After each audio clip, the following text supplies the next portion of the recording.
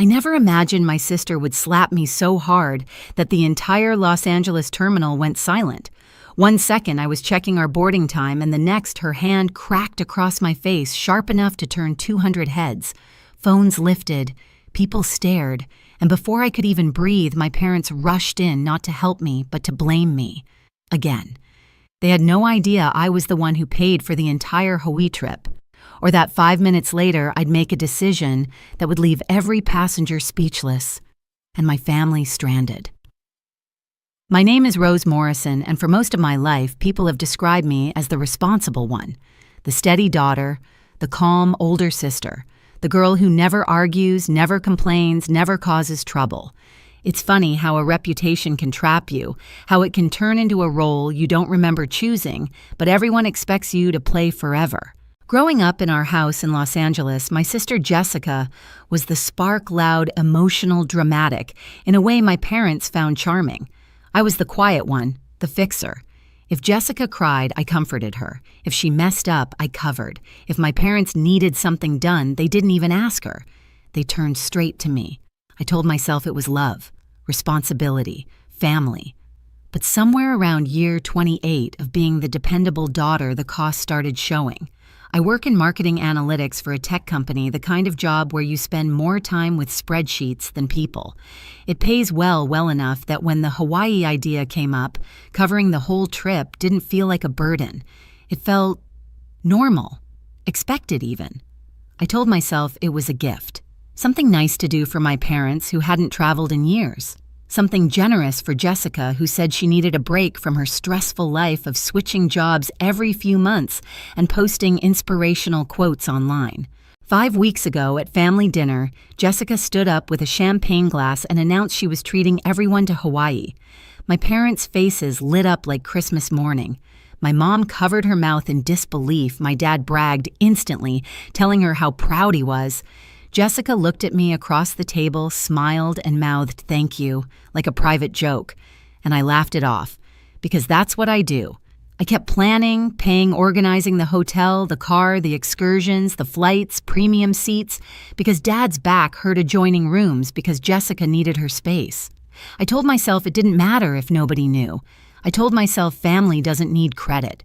But the truth is, something inside me tightened a little each time Jessica accepted praise for something she didn't do. Each time my parents brushed off my contributions like they were automatic. Each time Jessica made a snide comment about me being too uptight or too serious while I carried every adult responsibility in the family. Still, I hoped this trip would feel different. Maybe being away together, maybe the ocean breeze, maybe a week outside of our routine would soften the edges.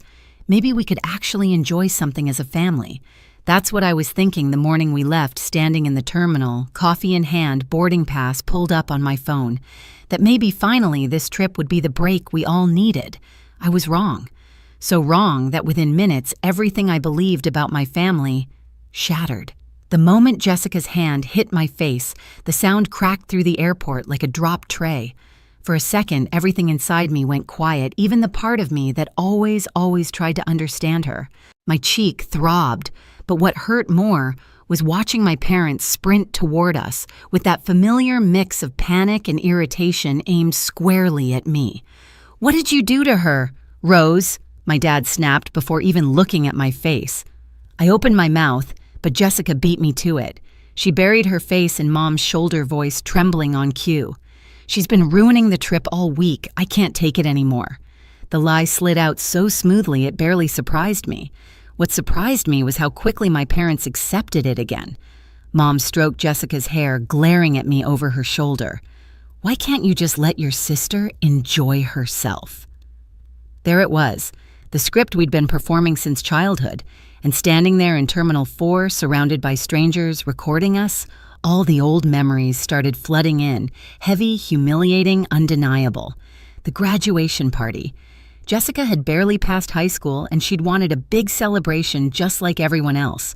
Our parents didn't have the money, so I quietly paid for the cake, the decorations, the backyard tent. $2,000.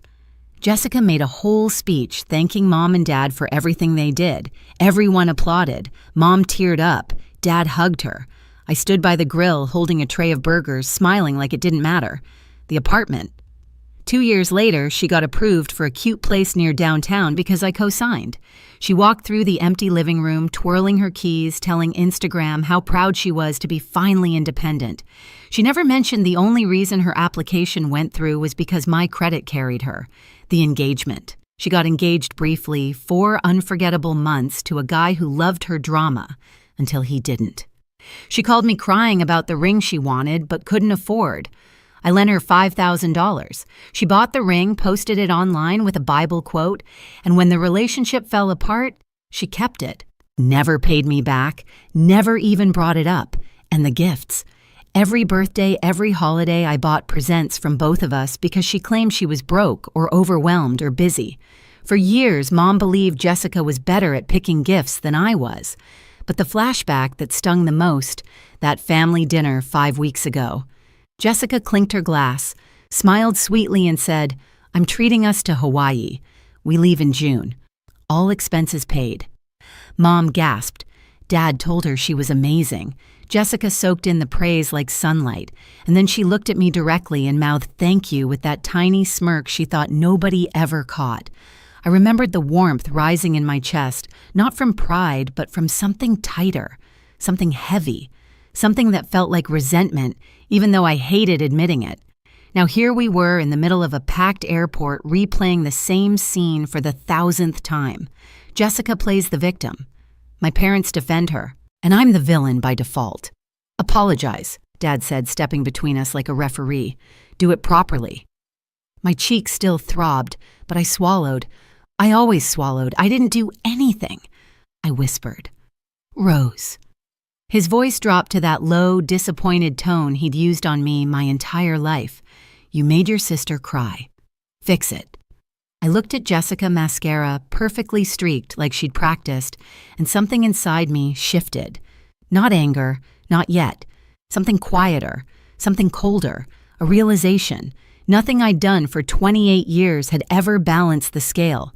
Not the trips, not the money, not the favors, not the silence. And in that moment, standing alone in a crowd of 200 strangers, I understood one thing with absolute clarity. If I kept playing the role they wrote for me, I would lose myself completely. For a moment after my dad's command, "Fix it," I just stood there, feeling the heat from Jessica's slap radiate across my cheek. The sting was sharp, but it wasn't what made my eyes blur. It was the realization that after everything I'd done, every sacrifice, every quiet act of love, nothing had changed. Not one bit. The terminal felt too loud suddenly, the rolling suitcases, the coffee machines, hissing the airport announcements echoing overhead. People were still looking, some pretending not to, some whispering behind their phones. A TSA officer glanced over like he wasn't sure whether to intervene. I took a breath. It went in shaky. Came out worse. "I need a minute," I murmured. Dad gestured dismissively. "Fine, but don't wander off. Boarding is soon." Jessica sniffed dramatically in Mom's arms. "Just keep her away from me. Keep me away. Like I was the problem. Like I was the danger." I turned and walked toward the restrooms, not quickly, not dramatically, but slowly, like someone trying to steady herself after a blow she never saw coming. My hands were trembling. I pressed one to my cheek. It burned, not from the slap, but from humiliation. I reached a quiet corner near the vending machines, leaned against the cold tile wall, and closed my eyes. And that's when clarity began to cut through the fog. I remembered Jessica's smirk at the dinner table when she claimed the Hawaii trip as her own. I remembered Mom's proud tears. I remembered Dad telling friends that Jessica had finally gotten her life together. I remembered all the years I'd held everything together while being treated like an afterthought. And then I remembered something else. I was the one who paid. Every flight, every room, every reservation, every bill. Not Jessica, not my parents, me. My eyes opened. The tremble in my hands stopped. Just like that. I pulled out my phone and opened my email. The confirmation for the flights was right there, my name, my card, my payments. Then the hotel, the rental car, the activities, the bills, all mine. All under my account. And an idea, quiet, simple, perfectly legal, slipped into my mind. A boundary, not revenge. A line I should have drawn years ago. I tapped the airline app and pulled up our reservation code. 4 seats, 4 names, 1 payer. My heart was still pounding, but the rhythm had changed. It wasn't panic anymore. It was control. I stepped farther into the corner, away from the traffic of passengers, and hit the call button. A calm voice answered, "How can I help you today?" And with a steady breath, I said, "I need to make a change to a reservation. No rage, no shouting, no theatrics. Just a choice to stop funding the people who refuse to see me." As the agent pulled up the tickets, I glanced toward the distant gate. My family was sitting together, unified, laughing lightly now that their storm had passed. Jessica was scrolling her phone, probably checking her lipstick. My parents looked relieved that the problem had stepped away. They had no idea that for the first time in my life, I wasn't coming back to them in pieces.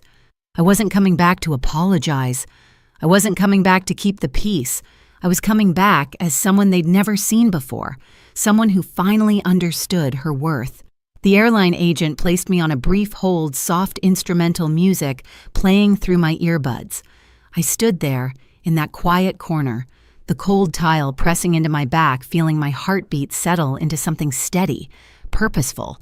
I'd never felt this calm in a moment like this, not when Jessica cried her way out of consequences, not when my parents scolded me for things I didn't do, not when I paid bills that weren't mine.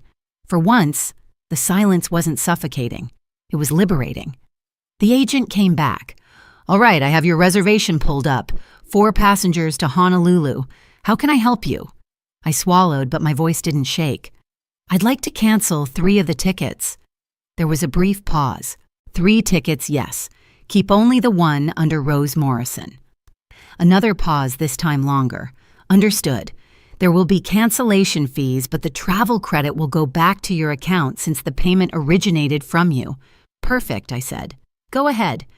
And with a series of clicks on her end just like that, the balance of power in my family shifted for the first time in 28 years. When the cancellation confirmation hit my inbox, I stared at it for a moment. 3 names gone. 3 people who had used my silence as permission for far too long. I wasn't angry. Not anymore. I was done. Next, I opened the hotel reservation in the app. 2 adjoining ocean view rooms. 4 guests, my credit card. I tapped the number and spoke to a cheerful woman who introduced herself with a warm, island-accented lilt. "How may I assist you today, Ms. Morrison? I'd like to modify my reservation," I said. "Change it to 1 room, 1 guest." She made the adjustments, offered me a refund for the difference, told me she hoped I'd enjoy my stay. Then came the rental car, booking downgrading from the roomy SUV my dad insisted on to a compact. A solo vacation car, the kind you don't need to justify to anyone. Every call left me lighter. Every refund felt like a piece of myself returning. By the time I finished, I no longer felt like the girl who had been slapped in an airport. I felt like someone I hadn't seen in years, Rose Morrison, the adult with control over her life. I slipped my phone into my bag and made the long walk back toward Gate 76. The airport felt different now, not hostile, not overwhelming, just neutral. Like the world wasn't tilting against me anymore. When I approached the seating area, my family hadn't noticed me yet. Jessica was laughing at something on her phone, Mom was digging through her purse, and Dad was reading the news on his tablet. They looked relaxed, at peace, as if 10 minutes earlier they hadn't watched their eldest daughter get hit and blamed her for it. I stepped into their line of vision and said, "I'm heading to my gate now." Mom looked up confused. "What? This is your gate." "Not anymore." Jessica narrowed her eyes. "What are you talking about?" I looked directly at her. "You're not going to Hawaii." Jessica laughed a sharp, disbelieving sound. "What are you talking about, Rose? Stop being dramatic." I lifted my phone, turning the screen toward them. "I canceled your tickets. All 3. The silence that followed was a vacuum, sudden heavy, sucking the air out of the moment. Dad stood up. "You what?" Jessica snatched the phone from my hand, reading the cancellation confirmation like it was written in another language. No, this isn't... Why would you do this?" "I booked this trip." "You didn't," I said quietly. "I did, every part of it." Mom stood too, her voice trembling. "Rose, this isn't funny." "It's not a joke," I replied. "Check with the airline if you don't believe me." Dad didn't hesitate. He pulled out his phone and dialed his voice firm as he repeated the confirmation code. Jessica hovered next to him, shaking her head, muttering, "She's lying. She's lying." But when the agent on speaker confirmed only one remaining passenger, me, Jessica's face fell. Dad lowered the phone slowly. "How could you do this? How could you?" I asked back, my voice steady. "How many times have you watched her lie and watched me take the blame? How many times have you praised her for things I paid for? How many times have you asked me to stay quiet to keep the peace?" "No," Mom said, stepping closer. "We didn't mean—" "Yes, you did," I said. "You believed her without question. You didn't even look at my face after she hit me. You just took her side because that's what you always do." Jessica's voice cracked, the performance gone.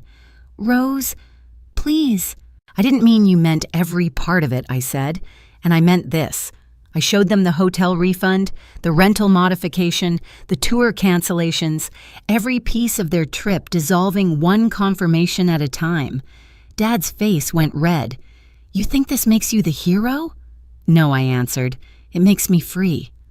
Mom touched my arm, tears gathering. "We can fix this. Please don't leave us here. We don't have the money for new tickets." I met her eyes. "I know. That's why I paid in the first place." Jessica grabbed my wrist, her voice shaking. "I'm sorry, Rose. I shouldn't have slapped you. I was stressed. I wasn't thinking." I gently pulled my arm back. "You're 26, Jessica. When do you start thinking?" There was nothing cruel in my tone, no malice, just truth. Truth she had avoided for years. The boarding announcement chimed overhead, now boarding Group A for Honolulu. My group. Dad stepped in front of me. "If you walk through that gate, don't expect to come back." I looked at him, really looked at him, and for the first time I didn't shrink, didn't flinch, didn't fold. "I'm not the one who left," I said softly. "You did. A long time ago." I stepped around him. No one stopped me this time. The gate agent scanned my ticket, gave me a sympathetic look, and quietly said, "Rough day." I smiled faintly. Getting better. Walking down the jet bridge, I felt the weight lift from my chest with every step. When I reached my seat, premium window, extra legroom, the sun was slanting through the glass in golden stripes. As the plane pushed back, I glanced out the window one last time. Through the glass of the terminal, I saw my family, Jessica, pacing in panic. Mom crying into her hands, Dad arguing with a gate agent like he could force the world back into the shape he wanted. They looked lost, like actors who suddenly forgot their lines when the script changed. What happened next in my life really did shock everyone. Hawaii felt different the moment I stepped onto the balcony of my room. The ocean was a deep, endless blue, the kind that makes you feel both small and protected at the same time. I let the breeze hit my face, the same cheek Jessica slapped hours earlier, and for the first time in years, it didn't sting. I spent the next few days snorkeling, hiking, eating alone without apology. My phone buzzed, non-stop calls, apologies, anger, confusion, but I silenced all of it. On the flight home, I finally opened the letter my parents mailed to my apartment. They admitted everything, the favoritism, the blind spots, the years of taking me for granted. They apologized. Honestly. I folded the letter gently and placed it in a drawer. I wasn't ready to respond. But for once, the choice was entirely mine. I've learned that peace doesn't come from keeping quiet, it comes from finally choosing yourselves. My family may or may not change, but I'm no longer carrying the weight of their choices. Setting a boundary wasn't cruel, it was survival. If this story feels familiar, you're not alone. Share your thoughts in the comments and tell me where you're watching from. And if you want more true family stories like this, hit subscribe so you never miss the next one.